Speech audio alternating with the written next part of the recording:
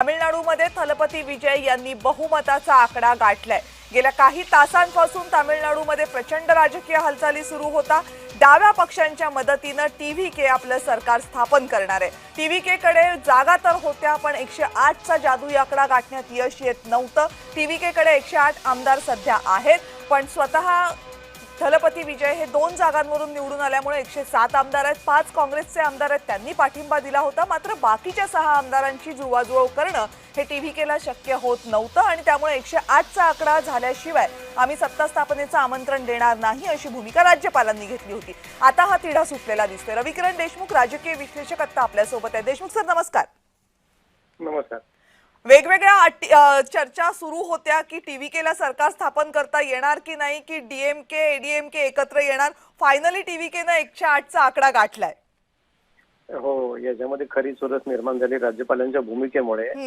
साधारणपणे सर्वाधिक जागा मिळवलेल्या पक्षाला ते पहिल्यांदा विचारत असतात की तुम्ही सरकार स्थापन करू शकता का, आणि जेव्हा तो पक्ष असं सांगतो की हो आम्ही करू शकतो आणि आम्ही बहुमत सिद्ध करू विधानसभेमध्ये, तेव्हा त्यांना संधी दिली जाते। पण इथे राज्यपाल महोदयांनी त्यांना सांगितलं होतं की तुम्ही 118 सदस्यांची नावं मला द्या, मगच मी तुम्हाला निमंत्रण देईन। आणि मध्येच काय झालं की अण्णाद्रमुक आणि द्रमुक यांची युती होते की काय, आणि नवीनच एक घडामोड तामिळनाडूत घडते की काय असं वाटत असतानाच त्याच्यामध्ये वेगवेगळ्या शंका निर्माण होत होत्या। एकीकडे विजय यांची पण दमछाक होती की काय असं दिसत होतं, परंतु अंतिमतः त्यांना यश आलेलं दिसतंय।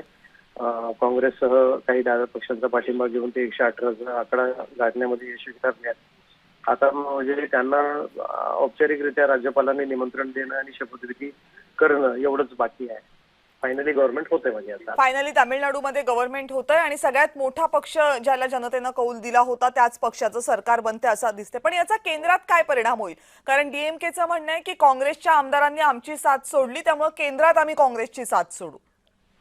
अगदी तसंच झालंय, कारण अशा बातम्या येत आहेत की त्यांनी दिल्लीला पत्र दिलंय संसद भवनमध्ये की आम्हाला वेगळं बसायचंय काँग्रेसपासून, त्यामुळे द्रमुकची वाटचाल यापुढे बहुधा ही वेगळ्या पद्धतीने होईल आणि ते इंडिया आघाडीचा घटक पक्ष असतील की नाही याविषयी शंका आहे। लोकसभेमध्ये ते काँग्रेस सोबत राहू इच्छित नाहीत असं एकंदरीत दिसायला लागलेलं आहे। त्यांना बहुधा राग आलेला दिसतोय की आमच्याशी चर्चा न करता तुम्ही विजय यांना पाठिंबा देण्याचं पत्र तुम्ही परस्पर कसं काय दिलं, आणि राज्यामध्ये द्रमुक आणि विजय यांचा टीव्हीके यांचा संघर्ष तीव्र असताना असं पत्र देणं द्रमुकला आवडलेलं दिसत नाही।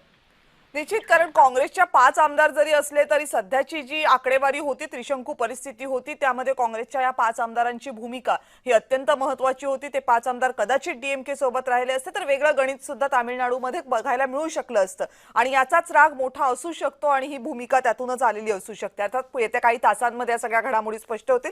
सर, खूप खूप धन्यवाद या सगळ्या विश्लेषणाबद्दल।